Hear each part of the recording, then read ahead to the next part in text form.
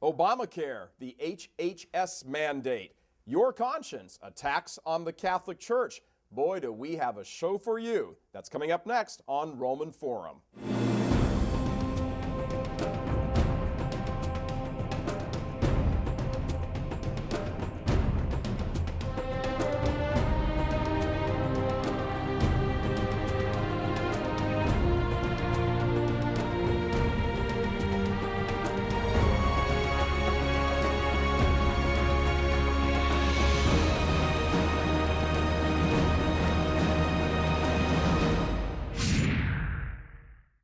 Hello everyone and welcome to Roman Forum, the show where we talk about all things that are extremely interesting, timely, you have to know if you're a Catholic, current events kind of things.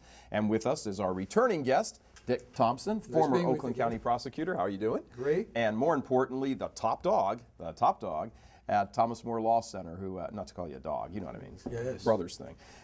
Anyway, we're going to talk about the HHS mandate on this show and Obamacare and what's all going on. There's a whole lot of stuff going on right now in the news, lots of headlines, lots of information. First of all, what is the HHS mandate and what does it stand for? Well, House Human Health and Health and Human Services, right? Right, yeah. Health and Human Services. Health and Human Services mandate that requires religious institutions, aside from the actual place of worship, to provide coverage to their employees that will cover contraception, abortifacients, sterilization, items that violate the Catholic faith.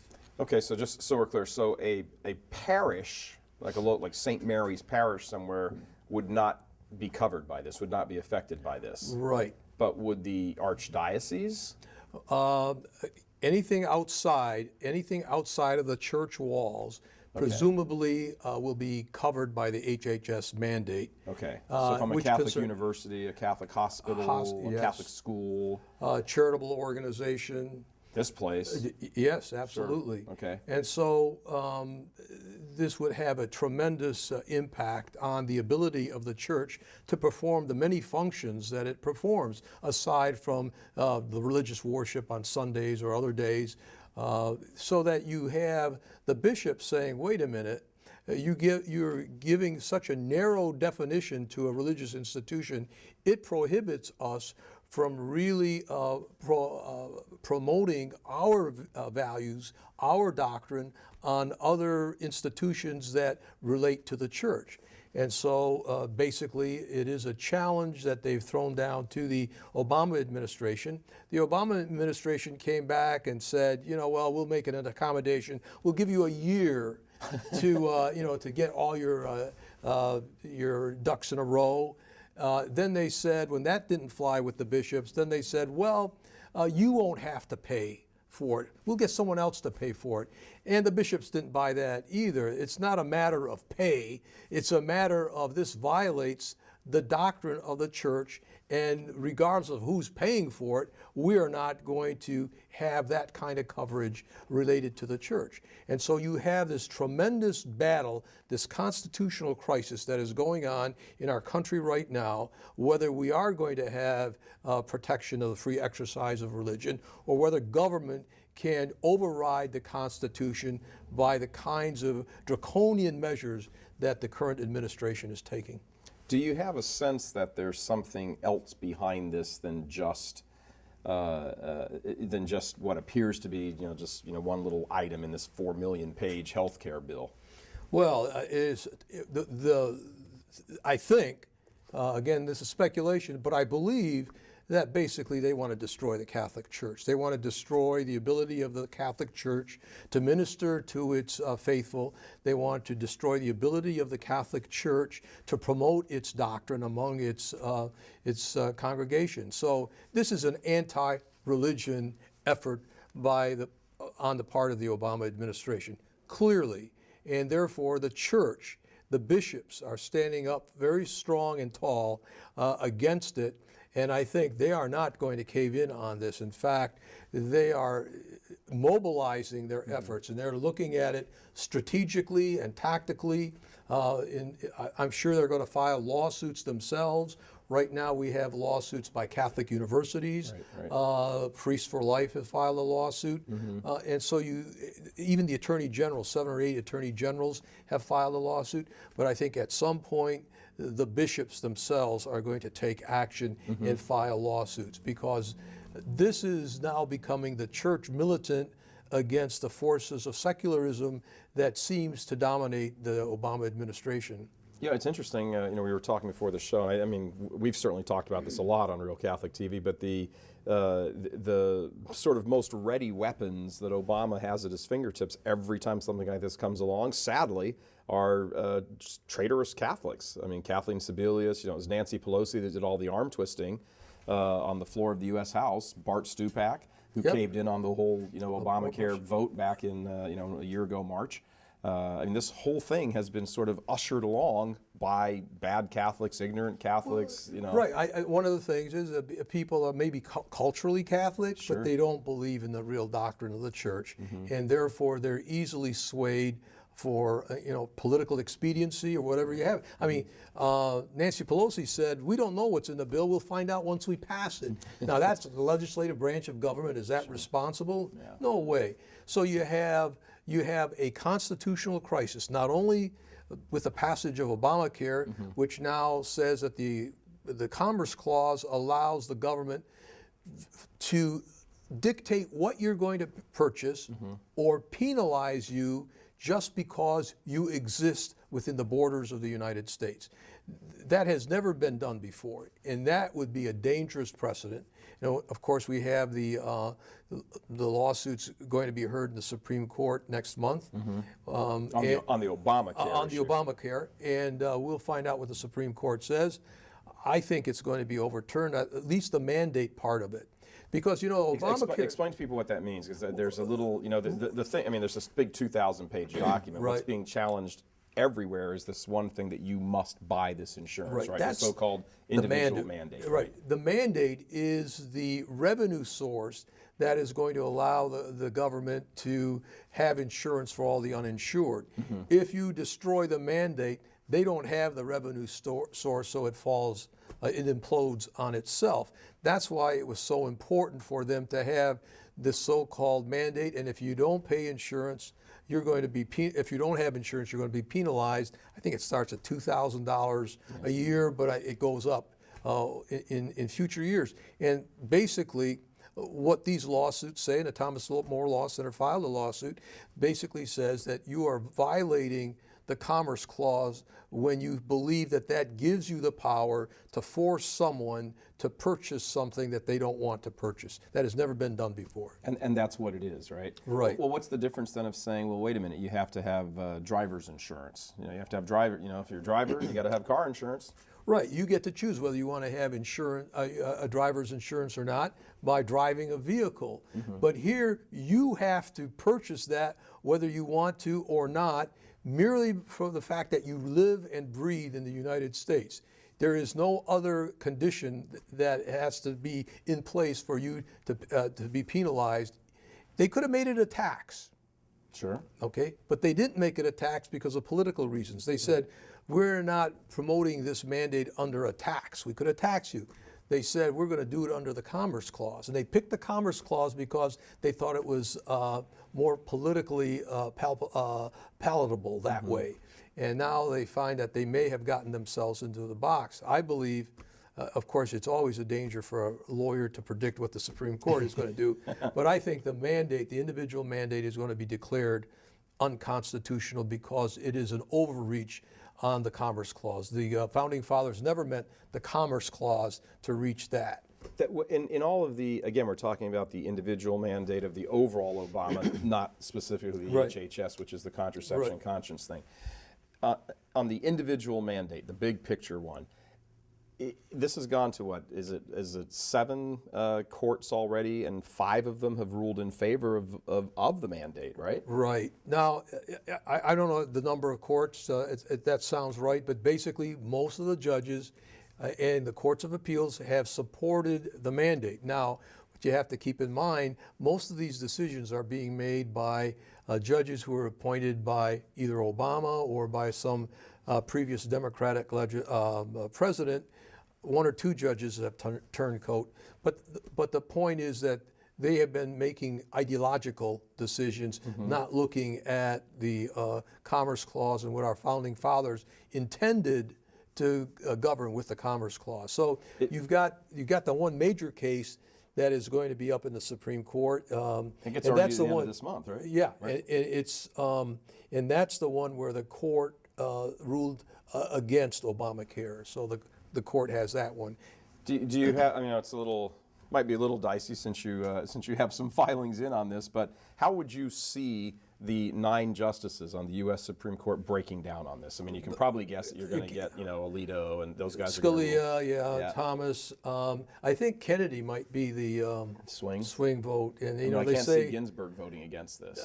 No, Right. Ginsburg's going to support it, but they say, well, Kennedy determines a particular vote depending on what side of the bed he gets up in the morning. Sometimes he's for you, sometimes he's against you. We don't know what his philosophy is on this. We know that Justice Thomas will be very strong to limit the Commerce Clause interpretation. We used to open it up very broadly, almost anything could fit under the Commerce Clause, and then in recent times the courts have started to limit the reach of the Commerce Clause. They tried to including the U.S. Supreme Court? U.S. Supreme Court, Okay. yeah. They tried to get I think it was a domestic violence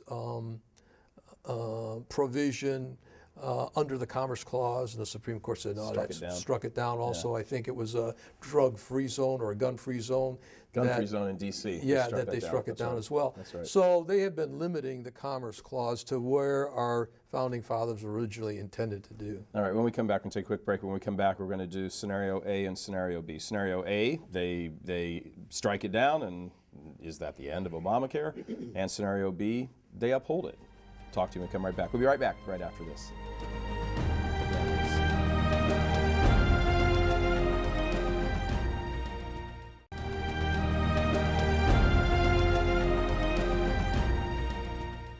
Welcome back to Roman Forum. I'm your host, Michael Voris, with Dick Thompson, the head of Thomas More Law Center, and we're talking about the HHS mandate, the Health and Human Services mandate, essentially telling the Catholic Church that you're going to take our government policies on contraception, we're going to ram them down your throat, and you're going to obey. Let's go to the courts here now, stepping away from HHS and going back to the bigger issue of Obamacare, where HHS is in. This mandate about contraception is part of those, 2,700 pages of law. So talking about this big law first, if the U.S. Supreme Court strikes down the individual mandate, meaning we are ordered to buy this insurance by virtue of the fact our feet are on the planet, what happens to Obamacare? Does it go away?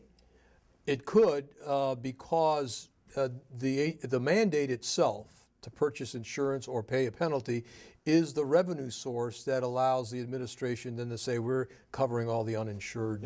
Is there a way politically for Obama to come back and recraft it or something, or he doesn't have control of the Congress anymore? Well, he may if he doesn't have control of the Congress, it'll be very difficult for him to recraft it. But again, if he looks at the Supreme Court decision, and the Supreme Court decision gives him a hint as to what he should do, then he could come back and recraft it. That's been done many times. I was going to say, which isn't uncommon, right? Sometimes a court will just sort of belay something and sort of tell you should have done it this way. Your language was too vague or something like that, so they have to get more and more specific. A lot of times it's done on pornography in the broadcasting system where it's too broad, it reaches too many legal or constitutionally protected areas, so you have to narrow it to a specific thing. So he might get some hint as to how he's going to do it, but as you indicated, he may not have control. And he may not win. I mean, he may not win election. I mean, while at the time we're taping this, it's still March of 2012. The GOP primaries are still going on. The general election hasn't happened yet. But if he loses in November, then and this gets struck down, it goes away. Well, if he loses in November and this gets struck down, then that's gone for a while. We've dodged the bullet. Right. But let's say he loses in November and a Republican president comes in. That doesn't mean the Republican president is going to have his way, even though they say, they all say, I'll strike it down, I'll do. Well, Congress has to give it to you. Congress has to give it to you. Right. You may control the House of Representatives, so it gets it through. then do you control the Senate? And do you have, do you have enough votes in the Senate to stop any kind of recrafting of the bill? You could As always we've seen before how these politicians try to accommodate things. I was going to say, you could always just, a Republican president could always just do what the little tack that Obama has now tried, which is simply just, I recognize the law, but I'm not going to enforce it. Yeah. I'll just pretend it's not there. Right. With the executive branch. All right, so now let's go to sort of the nightmare scenario. The Supreme Court, for whatever reason, upholds the individual mandate, and there it is. That's it. It's law now, right? Right. And the only way to get rid of it is to actually go through the whole legislative process and abandon it and have a president sign it and kill it, right? Right, correct. Wow. All right, that's a little frightening. If it is upheld, and just to recap what we said in the first segment, it really looks like we've got 4 justices who will vote to strike down Obamacare. We've got 4 who will vote to uphold Obamacare, and sitting in the middle on the question mark, right there on the teeter-totter, is Justice Anthony Kennedy. Right. Who, like you said, which side of the bed does he get up on? Right. So it really is kind of a 50-50 shot right now. Well, the other thing is, I don't know how she's going to decide, but Elena Kagan, they tried to recuse her from the... I think somebody came out or he said she's not going to recuse herself. She's not going to recuse herself because she was involved in the bill. She made it. Now she's gonna she helped craft it. Yeah. Although it's not beyond a possibility that she says, I crafted it or I helped craft it, but now I'm in the Supreme Court and I think it's unconstitutional. We've had that happen before, not necessarily in the Supreme Court, but other state courts. So you have this situation where it's going to be dicey. You're moving from policy and legislative to judicial, right? And you're paid by this guy. Even if you disagree badly enough with him, then you resign. Right. But if you're going to stick around and you're going to do what he's paying you for, well, then you craft the bill that he wants because that's your job. Correct. But you could, theoretically, then move over to the judicial side, as you said, and say, well, yeah, I don't agree with it. He made me do it. or now that I've heard the arguments of the lawyers, I think I was wrong. Right. So. Well, that requires integrity. Exactly. Sometimes we have that in the judges, sometimes we don't. All right, so now go to the nightmare scenario again. The law gets passed, it gets upheld. Anthony Kennedy votes for it. The vote is 5-4. It upholds Obamacare. Now, here comes the HHS mandate, the contraception you must provide for this. Your insurance companies must pay for it. Does this automatically come along, or are there separate lawsuits on this single issue? There are separate lawsuits on this single issue right now. Okay. And here's a problem with some of those lawsuits. It's a technical problem, and that is, the HHS mandate for religious institutions will not go into effect for a year. Right. You can make a technical argument, and the federal government has made that argument in some of the cases. Well, your case is not ripe for decision because nothing has been done yet. So you are not being harmed yet. You have not had any kind of unique injury because this is something in the future. That's an argument they can make. It's a technical argument. It may win for 1 or 2 of the cases, but ultimately you can always refile when it comes down to it. Well, couldn't you make the same argument now? I mean, Obamacare doesn't go into, on the big one here, Obamacare doesn't go into effect until 2014. So couldn't all these ones in the pipeline right now get tossed? Well, and they've made that argument, but in our case that we brought, they made that argument, but we said, wait a minute, it goes into effect in 2014, but we have to get ready for it right now. It's impacting us right now. We have to make plans. And we had sued on behalf of a few individuals. And these individuals said, if this is going to be in effect in 2014, well, we have to start getting our budgets together. Yeah, exactly. Our financial plan together now. To start doing it, accountants and bookkeepers. And but all that's that. one thing. But that leads to this other issue. Everyone is looking at this as this impacts the Catholic Church as an institution, the Catholic agencies that are subsidiaries of the Catholic Church. Right. What about the individual? Yeah. Doesn't the First Amendment protect the right of the individual to his or her conscience? And that's an area that we are, the Thomas More Law Center is looking at right now. These organizations. Unpack that some. Okay. Unpack that a little bit. Well, the Bill of Rights and the free exercise of religion really is a right that was given to individuals. Right. The individual has the right to free exercise of religion. Of course, later on they said, well, a corporation or an institution is also an individual for the purposes of the Constitution. But really, it is the protection of the individual that really the Bill of Rights is for. And in this case, where everyone's focused on the Catholic Church and its the requirement they've put on them to basically support health coverage for their individuals that violate the precepts of the church. There are a lot of faithful Catholics out there who have individual policies, who have taken out of their individual policies coverage for abortion, contraception, and sterilization. Those individuals already exist.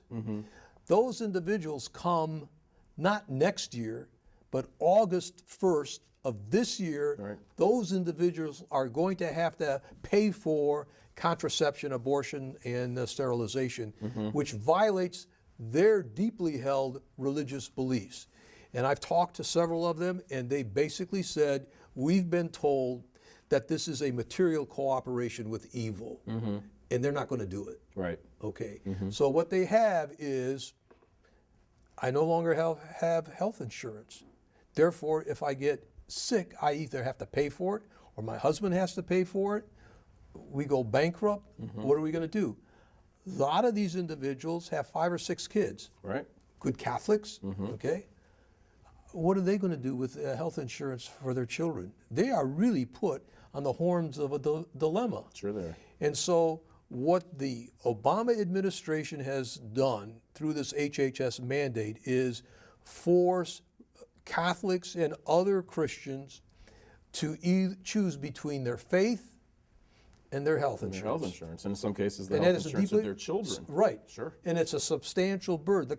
The courts have been clear on this, that if it is a substantial burden, there has to be a compelling governmental interest for them to employ that substantial burden, and then it has to be in the least restrictive way possible. Now, for instance, if you're concerned about contraception, get free contraception from Planned Parenthood. Right. Okay, they do that now. They can go to a lot of these community clinics and get free contraception. But something that a person that I talked to recently as we were looking at this, who's in the insurance business, says, you know, insurance was originally designed for catastrophic instances, okay? Yeah. Contraception is for healthy people. It's to support a lifestyle. So they want Catholics to pay for someone's lifestyle, even though it violates their religious beliefs. And it's not an injury. It's not a disease, okay? So that's what insurance companies were there for in the first place, to provide a safety net in case you or your family something horrible happens. Yeah, but they're healthy people. Yeah, Same way with elective abortions. It's not like having a child is not a disease. Although I think President Obama said it was. Unfortunate thing for the. Let's take breaks and come back. I want to ask you about the number of states that actually are already doing this. And this is I think it's 28 states. Isn't this just sort of the federal government just shifting into high gear on a national level, something that's already being done by a majority of the states? We'll talk about that as soon as we come right back.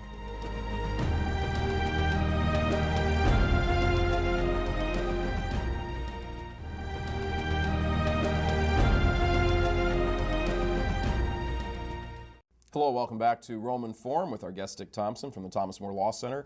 Let's talk about this issue. A lot of the apologists for the HHS mandate are saying, "Hey, bishops, Catholic Church, what's the big deal? This is already going on in 28 states. They're already doing it.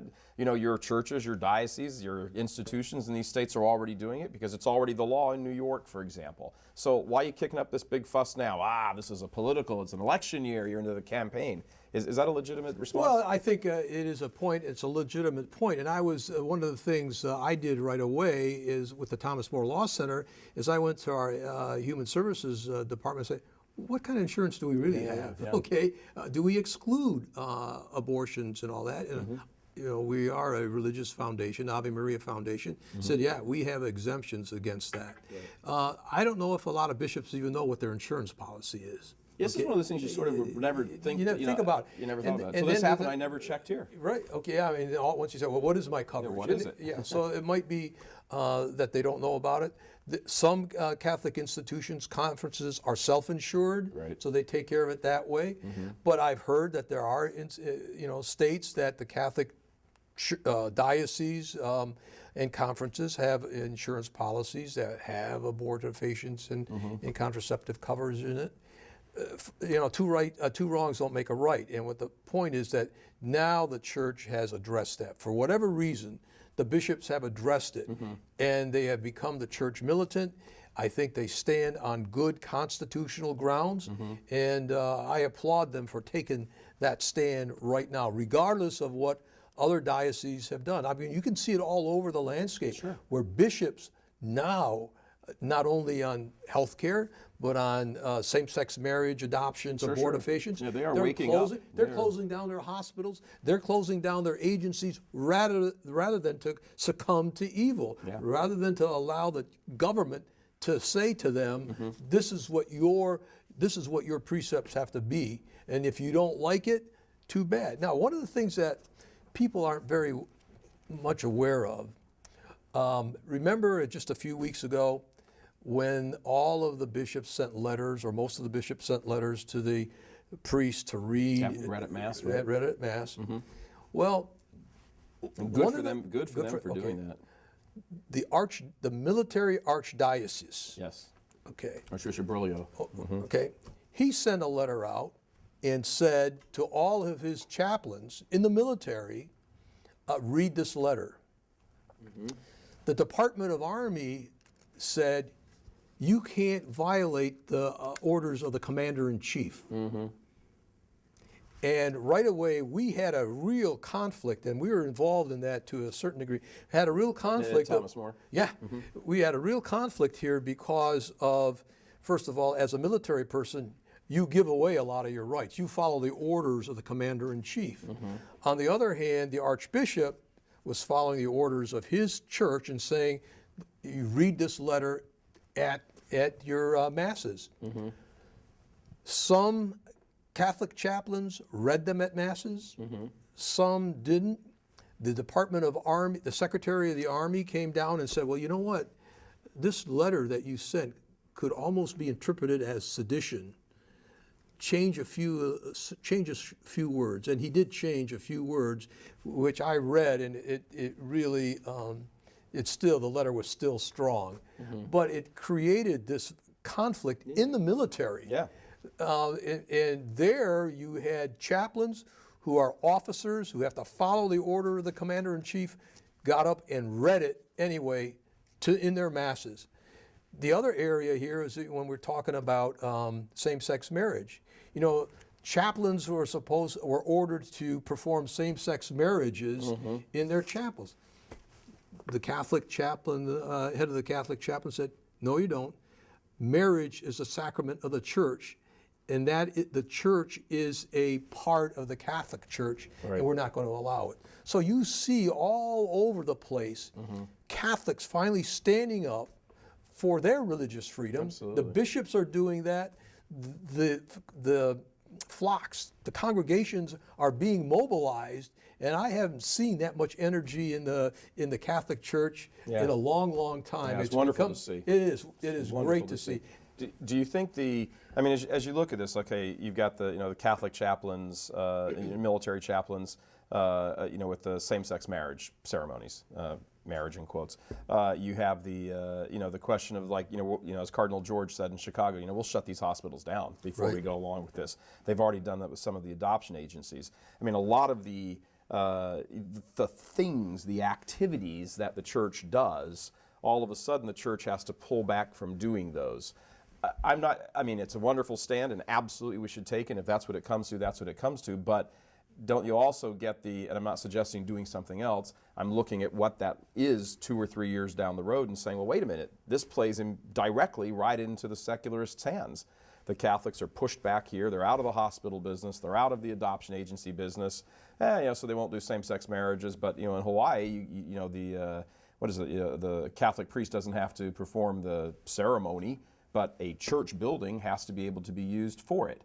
So it seems to me that, look, it's it's a win-win for the Obama crowd, and not necessarily him per se, but that ideology wins. I've thought about that as well. What you're doing at the Catholic Church is receding from a lot of the great charitable works it does in the hospitals and adoption agencies and all that. What I think is going to happen is that the government can't take over those functions, and the government is going to realize that. I'm reminded of a verse from Dante's Inferno. The hottest places in hell are reserved for those who in times of great moral crisis maintain their neutrality. Yeah, exactly. Okay? And so the Catholic Church in this time of great moral crisis is not maintaining its neutrality. Oh, no. It is advancing the gospel of Christ, which they are supposed to do, regardless of the consequences. Dick, Don't give up. You sound like a right-wing extremist. I am a right-wing extremist, and proud of it. What's interesting is back in the 80s, there was a kind of a showdown that reminds me that's similar to this on a smaller scale in New York City. Ed Koch and the New York City elders had said, wait a minute, we're getting all this national funding that comes through Albany and then comes to us and gets distributed to all these hospitals and all these different agencies. And you Catholics who are getting this, all your institutions, your hospitals, your orphanages, etc., you have crucifixes up on the wall and all of this business, but you're doing this with state money, particularly in the hospitals. And Ed Koch said, we're going to take the money away. And you take those crucifixes off the wall, or we're taking the money away. And Cardinal O'Connor, John O'Connor, God bless him, stood up and he said, well, you can take the money away because those hospitals will close before we'll take those crucifixes off the wall. And Ed Koch was like, okay, we're going to close them. And then they ran the numbers and figured out that more than 1/3 of the hospital beds in New York City were Catholic. And all of a sudden, Ed is like, well, not so fast. And he starts backpedaling. And it reminds me of Obama. He was going to give a speech at Georgetown University, and he made them take down the crosses or the symbols. To cover up the Jesuit symbol, which is. Where does he think he was giving the speech? I mean, it just doesn't make sense. There's a lot of that's another whole issue of where our which colleges are really Catholic that have Catholic in their name. 2 points. I want to wrap up with the bishops, but just before we get there, I just got a couple minutes left. Did this case really kind of come to the fore out of the case of Belmont Abbey College? Because remember, I think it was about 3 years ago, 2 or 3 women on staff at the college, just regular employees, filed a complaint. I think it was with the EEOC. And said that contraception was not available to them through their health care plan at the college, and that was discrimination against women. And that really kind of got the ball rolling. It sounds like that may have been sort of the tinder for this bigger case. I don't know. I'm not familiar with that. I do know that Belmont Abbey was the first case. I think they brought the lawsuit in November, and they were ahead of everyone else, because the bishops thought at that time that they had reached an accommodation with the Obama administration, and they found out they were double-crossed. Yeah. But so imagine that. Yeah, imagine. You don't make deals with the devil. Yeah. But so I'm not sure what the catapult was for the new lawsuits that are pending. Yeah, it is interesting to wonder if there's a connection there. But well, let's wrap up with the bishops, because they really have. I mean, they deserve the kudos. They have stepped up to the fore in this. They could argue and not argue. They could be more pushing about the church's teaching on contraception. Why not just a question of this is a religious liberty question, which it is. But even more so, this violates our conscience. Will tell us why. What is wrong with contraception? That's a theological issue. Let's stay on the legal political one. They deserve absolutely hats off. Absolutely. Every single bishop in the United States has come out and said, Obama, hit the road, Jack. We're not dealing with this. Ironically, Obama got elected. 54% of Catholics voted for him. I don't think that's going to happen again this election cycle. I think that's going to play very strongly in his final decision as to what kind of deal he's going to try to strike. Interestingly, I just pulled this up. Well, really, the only deal that's strikeable is you must totally rescind this, period. Totally rescind it for every incident. Yeah. Because here, this is interesting. This just came out. The bishops do not want to be in a situation, Catholic bishops in the United States do not want to be in a situation where they've protected their consciences but left the Baptists and everybody else up to the wolves. And the individuals. Here. And individuals. This just came out on March 14th, 2012. It's the United for Religious Freedom. It's put out by the Administrative Committee of the United Catholic Bishops. Interesting. A violation of personal civil rights. The HHS mandate creates still a third class, those with no conscience protection at all, individuals who in their daily lives strive constantly to act in accordance with their faith and moral values. They too face a government mandate to aid in providing services contrary to those values. And it goes on, this too is unprecedented in federal law. So you're getting a vision of what the bishops are going to say. This is not only for the institution of the church, it's everybody. Right. And that's what's so great. Our First Amendment, our first freedom, religious liberty, is at stake. That's a tremendous argument. Dick, thank you very much. Nice being with you, Michael. Very nice. Dick Thompson from the Thomas More Law Center. How do we find you on the internet? www.thomasmore10andmore.org. You see that right here on the bottom of the screen. I just made okay. the editors put that up by saying that. Thanks very much, Dick. We'll see you next week on the Roman Forum. I'm your host, Michael Voris. God love you.